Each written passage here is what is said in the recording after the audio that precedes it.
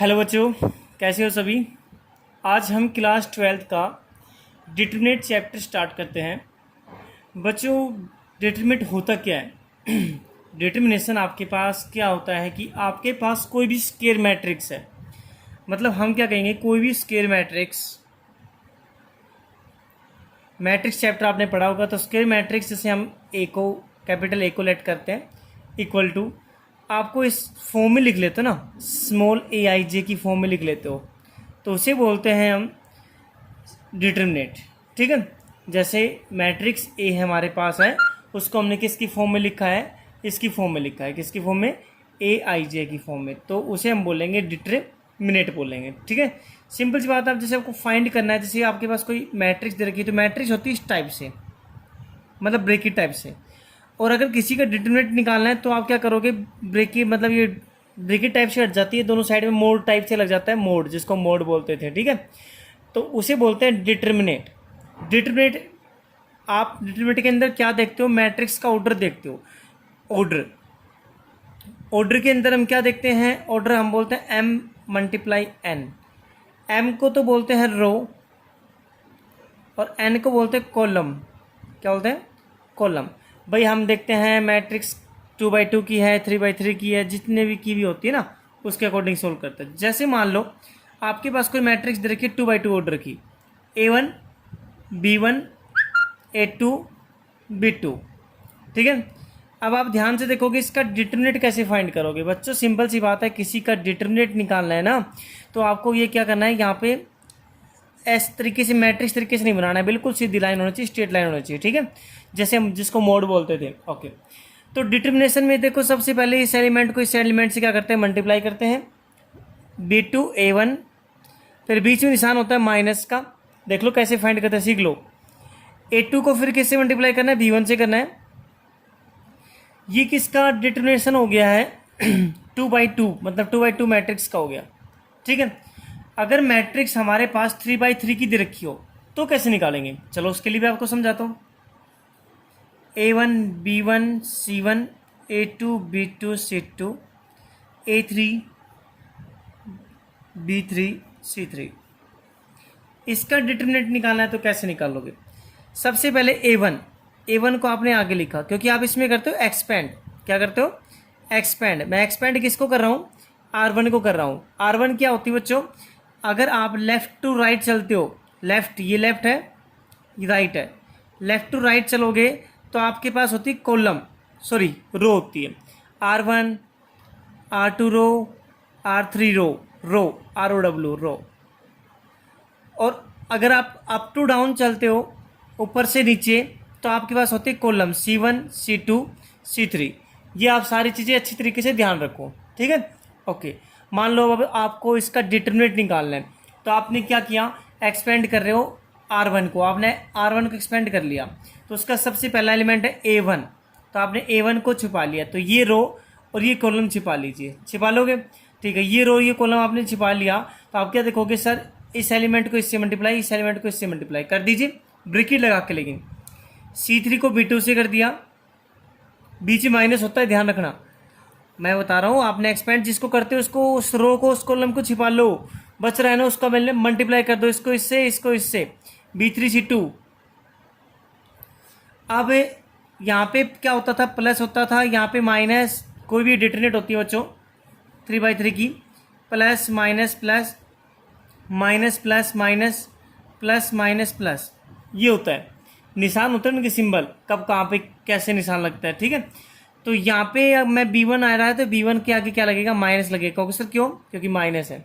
Okay okay, आप क्या करोगे, आप B1 वाली रो और क्या कॉलम, क्या दिख रहा है अब आपको, C3 को A2 से मल्टीप्लाई करोगे, A3 को C2 से करोगे, कर दो, करें भाई। C3 को A2 से कर दिया, बीच में माइनस, A3 को C2 से कर दिया, प्लस प्लस। अब लास्ट एलिमेंट इसका C1 है, C1 को किया तो इस रो को तो है ही, इस कॉलम को, B3 A1, ये क्या है A2, sorry B3 A2 minus A3 B2, इस तरीके से आपको इसका क्या करना है, डिटरमिनेंट सोल्व करना है। ठीक है, ये 3/3 ऑर्डर्स का था जिसमें 3 रो हैं 3 कॉलम है, तो उसका डिटरमिनेंट इस तरीके से सोल्व करते हैं बच्चों। ये आपका इसका में फॉर्मूला होता है। ठीक है, तो अब हम थोड़ा आगे बढ़ते हैं। तो इसमें माइनर भी आते हैं, कोफैक्टर भी आते हैं, वो भी आपको मैं समझा देता हूँ कि कैसे माइनर निकालना है।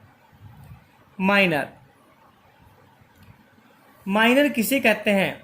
माइनर कहते हैं जो डिटरमिनेंट के अंदर रो और कॉलम के अंदर एलिमेंट प्रेजेंट होते हैं ना, उन्हें माइनर कहते हैं। जैसे 11, 12, 13, 21, 22, 23, 31, 32, 33।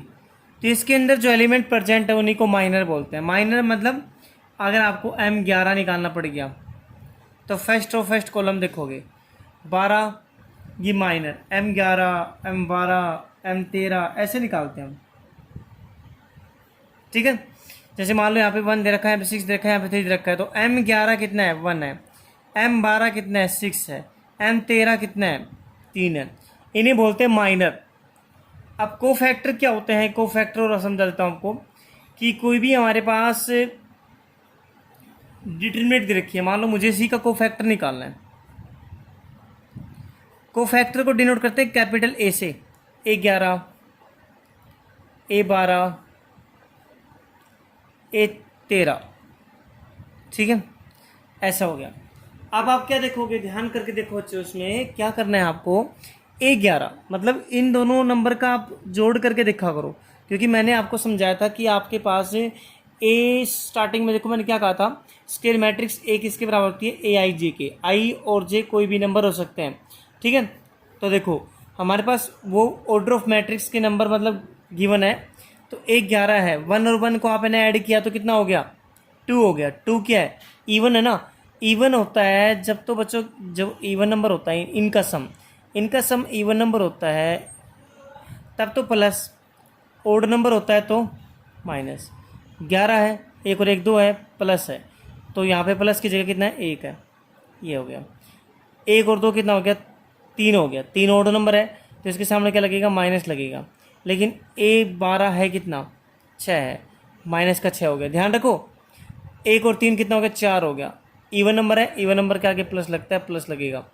है कितना वैसे, 3 है। जैसे मान लो 21 मुझे दे रखा है, माइनस का 3 मान लो दे रखा है, मैं समझाने के लिए बता रहा हूँ आपको। ठीक है, तो मुझे निकालना है 21 निकालना है, सेकंड रो फर्स्ट कॉलम। तो आपको होता है आप इन दोनों का जोड़ करोगे, 2 और 1 3, कितना आएगा, 2 और 1 3।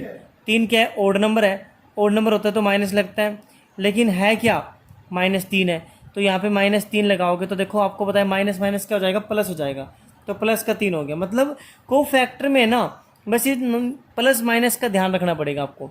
मतलब नीचे वाले नंबर का जो IJ कंपोनेंट होते हैं उनका नंबर का जो IJ कंपोनेंट के सम करोगे, अगर वो इवन नंबर है तब तो प्लस करोगे उसके आगे।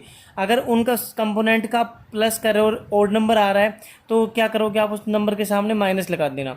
माइनर और कोफैक्टर में कुछ फ़र्क नहीं है, लेकिन बस कोफैक्टर में प्लस माइनस लग जाते हैं, इवन ओड का चक्कर होता है, माइनर के अंदर कोई चक्कर नहीं होता। ठीक है बच्चों, तो ये हमारा इसका थोड़ा बहुत नोमेनक्लेचर था, आपको अब नेक्स्ट में बताएंगे। लेकिन एक छोटी सी चीज़ और है, वो देखो क्या होती है।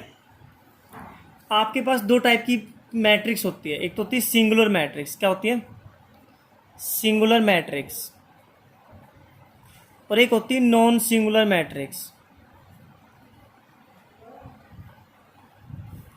सिंगुलर मैट्रिक्स क्या होती है कि जिसका डिटरमिनेंट 0 हो, जिसका डिटरमिनेंट कितना हो, 0 हो तो सिंगुलर मैट्रिक्स बोलोगे, और जिसका डिटरमिनेंट 0 नहीं होता वो नॉन सिंगुलर मैट्रिक्स होते हैं। ये भी आप थोड़ा ध्यान रखना है आपको। ठीक है, तो ये था थोड़ा बहुत आपका डिटरमिनेंट्स का बच्चों नोमेनक्लेचर, और अब हम करेंगे नेक्स्ट वीडियोज़ में इनके क्वेश्चन। तो मिलते हैं नेक्स्ट वीडियोज़ में, बाय, टेक केयर।